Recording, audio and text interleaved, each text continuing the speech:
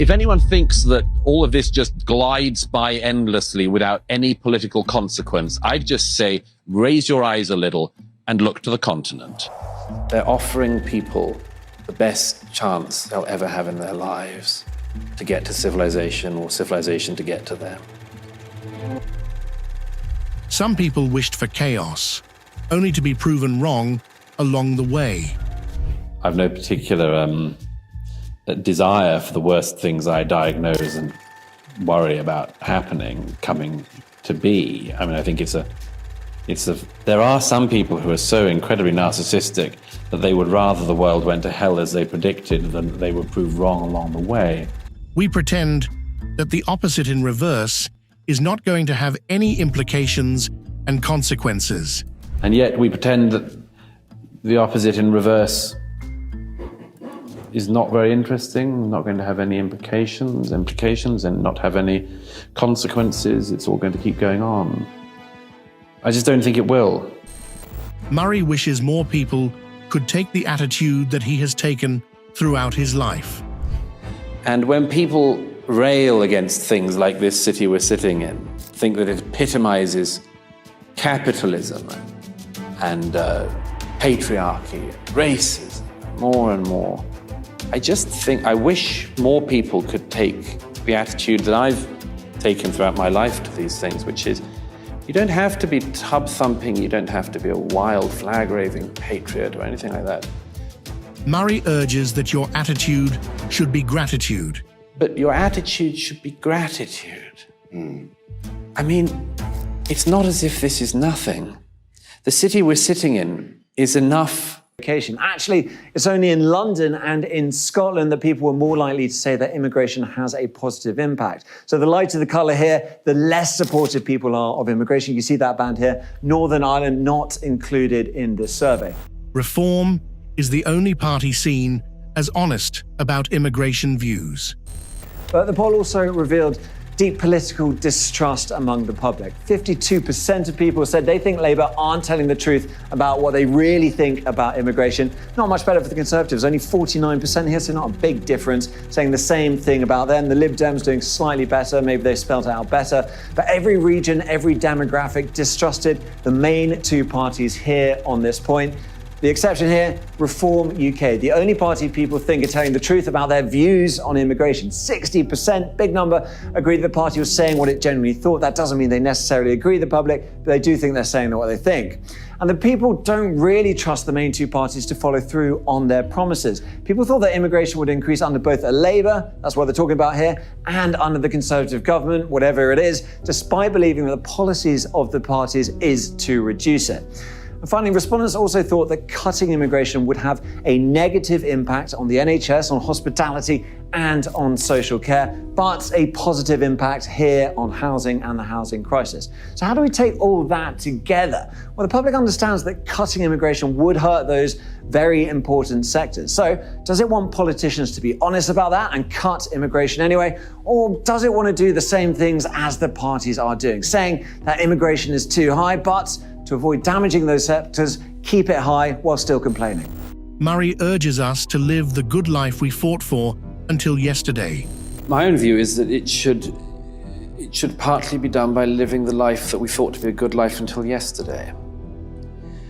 We're very unlikely to come up with an entirely new definition or invention, very unlikely that we're going to invent new gods, very unlikely we're going to come up with new religions, very unlikely we're sitting here in Florence, very unlikely we're going to be able to do anything this good again. So why don't we have the recognition of what a good life was that was very recognizable until yesterday? Now, that can't be done. Roger Scruton and I were talking about this recently. This can't be done by government diktat. It can't be done because the President of the United States or the Prime Minister of Great Britain says that it should be so. There are certain things they could not do that might make it easier, but this just comes from people. It comes from individuals and people leading by example. When I discuss many of the things that came up in The Strange Death of Europe, sometimes people say to me, you seem, Some people say, but you don't seem as het up about it. And that must mean that you know it's over, because otherwise you would be more...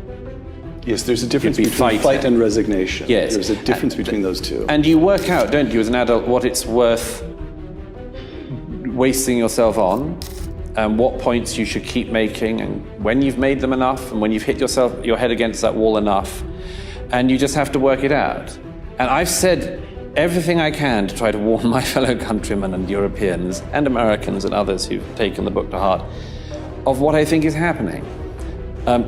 But I don't intend, I've done my best shot at it.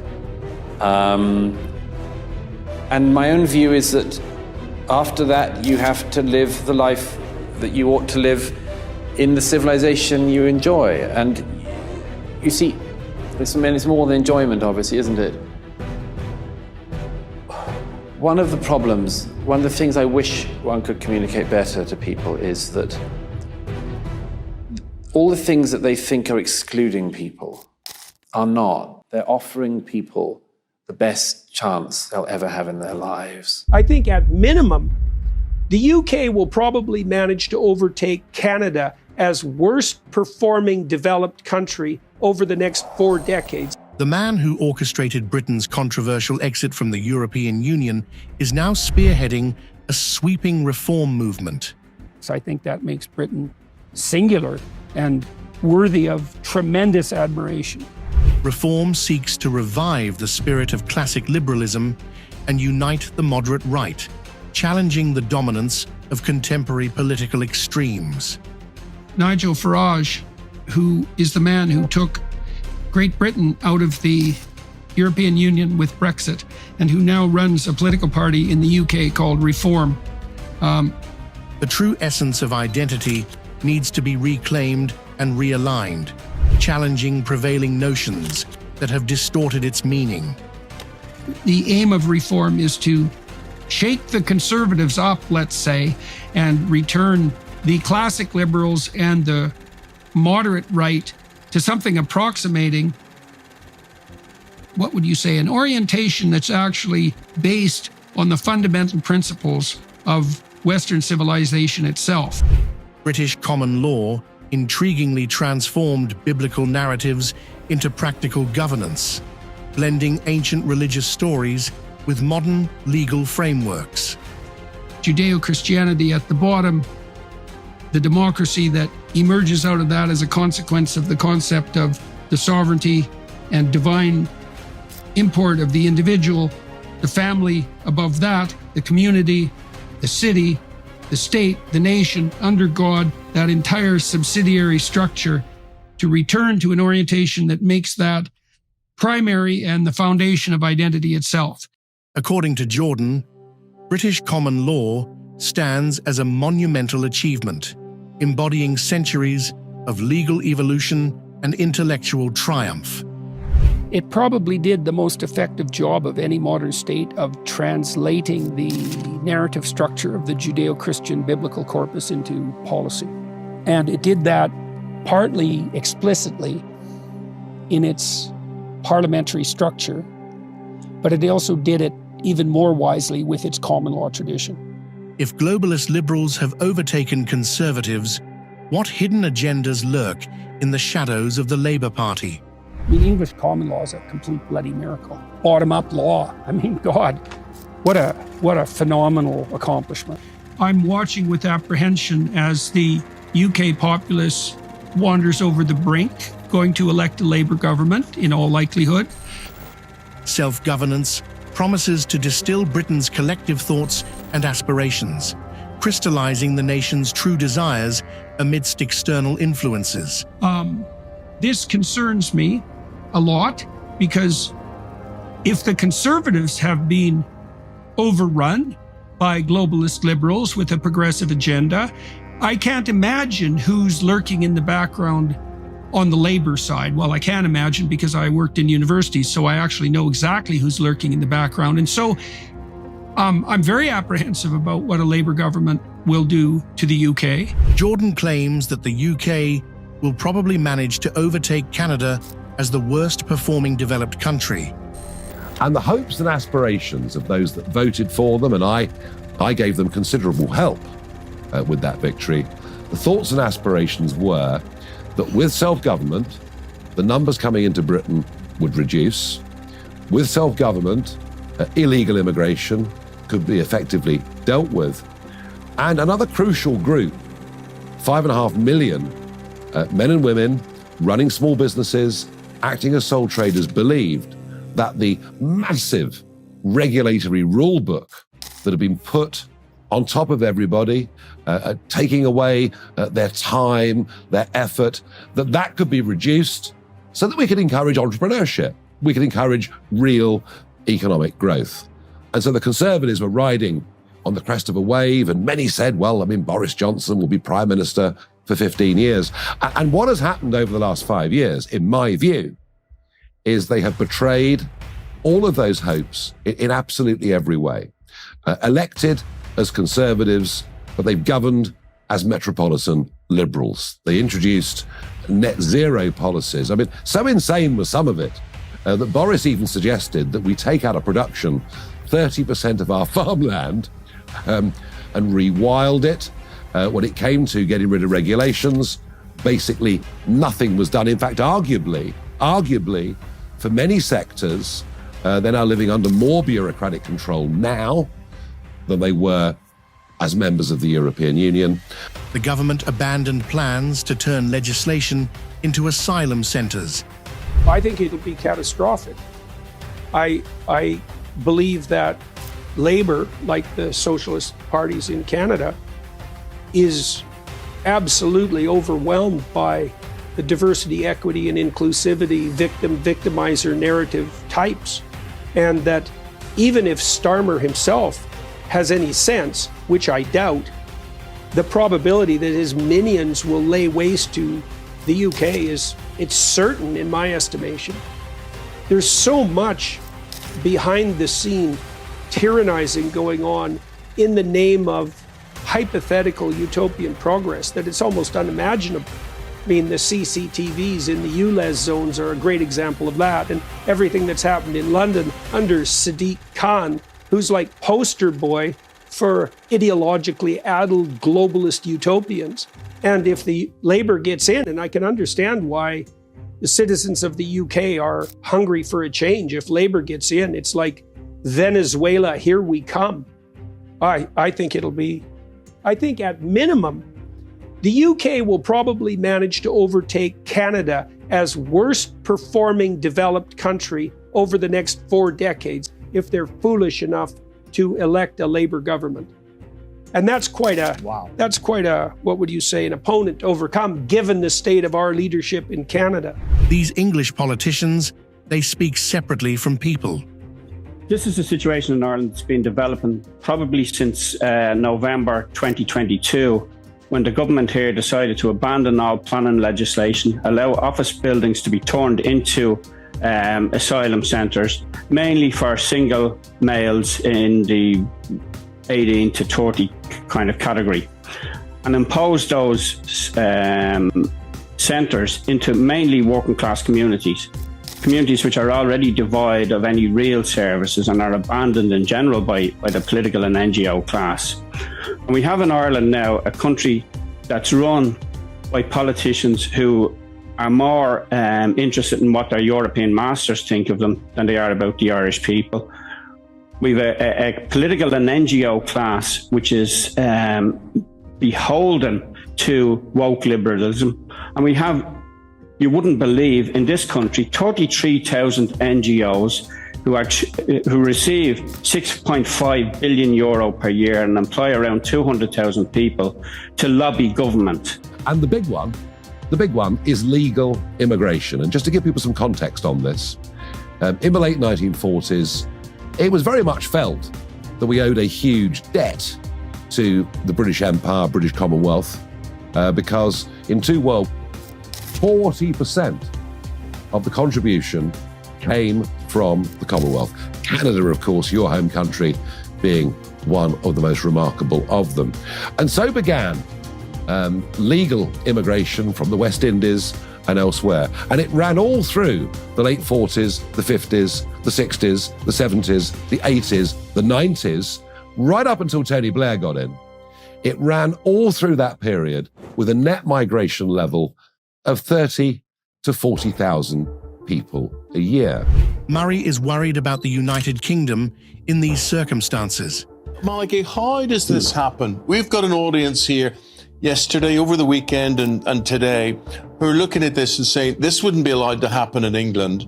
And these politicians, they speak separately from people. People feel totally detached on this, that they have no say in this whatsoever.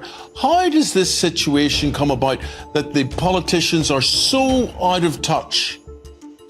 There's a total disconnect between the Irish political class and ordinary people. If you look at what happened last week, for instance, on Monday, now the protest in Coolock has been going on. There's been people sitting outside that protest and in the camp for 3.5 months with no violence, no difficulties, and the police moved in at 3:30 on Monday morning and moved them out.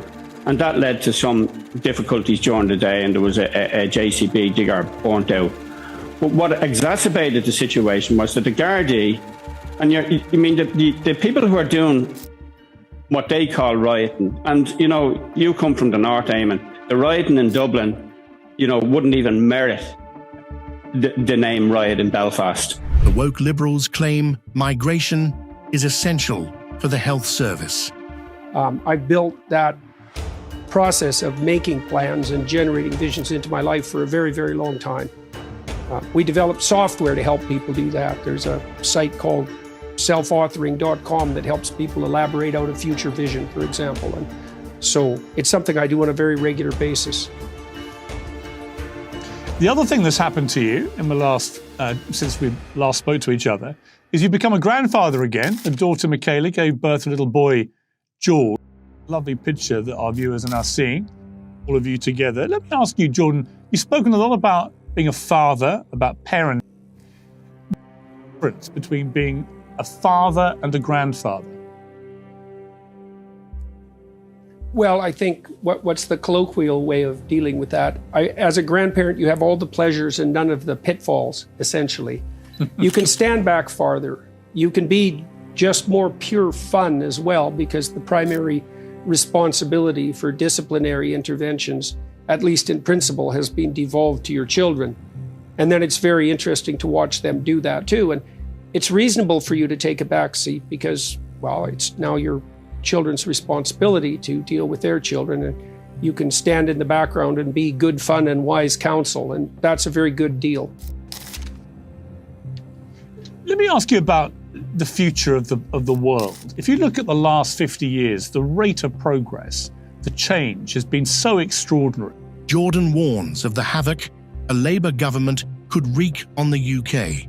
Well, we've gone from a population of 3.5 million to a population of over almost 5.5 million now, without building any infrastructure to deal with that. We have a shortage of hospitals, we have a shortage of schools, but most particularly we have a shortage of housing. We have 14,000 people in emergency accommodation, Irish nationals in emergency accommodation. The average price for a new house in this country now is about 450,000, which Dublin City Council somehow thinks is affordable. We have average rents for a one-bedroom apartment in Dublin, €2,000, a three-bedroom house, €3,500.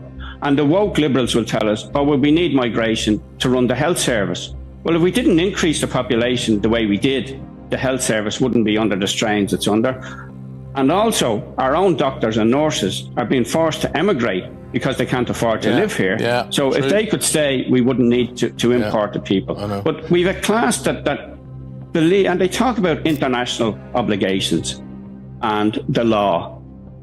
As far as I'm concerned, the government's obligation is to its own people. And we had the ludicrous situation, for instance, of the High Court in Dublin saying that the Irish government couldn't deport anybody back to the UK because of the Rwanda policy. Yeah. And they said that the UK was not a safe country to return people to. I'm absolutely jaw-droppingly amazed that the Conservatives adopted net zero policies under Boris Johnson. It's like, what the hell were they thinking? The most skeptical part of my brain and I suppose the rude part, thinks that this was cooked up by Boris Johnson to impress his young wife on the personal side, and that the Conservatives as well as a group lacked a vision so comprehensively that they had to turn to this idiot climate apocalypse mongering that's used by power-mad tyrants to cow the public into delivering them all the authority and power. The centre-right must be reshaped to reflect the silent majority's voice. And so, what do you think a Labour government will do to the UK? Yeah, I mean, Keir Starmer has no leadership qualities whatsoever. He is devoid of any sort of charisma at all. And people do need a leader, that inspires them to a certain degree. He's kind of doing well because he's not the Conservatives, and there is revulsion. There is revulsion at them, a sense of betrayal about them. On the face of it, his manifesto on climate change is almost identical to the Conservatives. His manifesto on economics is almost identical to the Conservatives. But I think we know that what we'll see is trans ideology in the ascendancy. We'll see more legislation designed to divide us up into different groups rather than bring us together as human beings equal before the law. I look at his potential front bench of the top ministers. I see very little competence whatsoever. He's almost going to win by default, as opposed to, a big enthusiastic wave of support. And so in some ways, I think there's every opportunity for this just to be a one-term Labour government. There'll be no honeymoon.